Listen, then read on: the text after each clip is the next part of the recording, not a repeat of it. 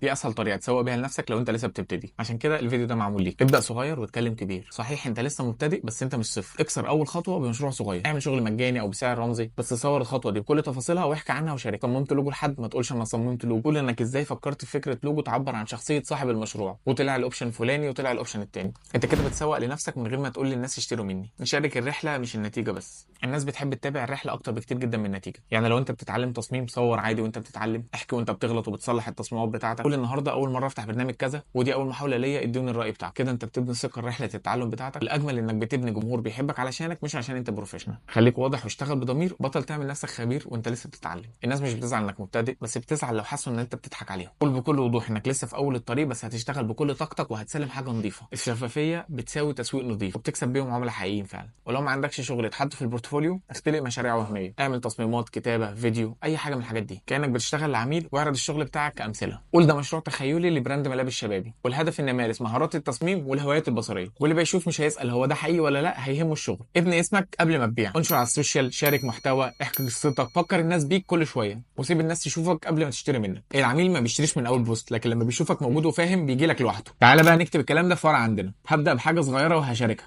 الرحله اهم من النتيجه. الشفافيه بتساوي تسويق ذكي. البورتفوليو هبنيه من نفسي. الناس هتفتكر اللي موجود اكتر من المختفي. ما تنساش تكتب لنا انت بتقدم ايه في الكومنتات، يمكن حد مهتم يطلبها، وعايزين كلنا ندعم بروفايلات بعض علشان نبقى سبب رزق لبعض.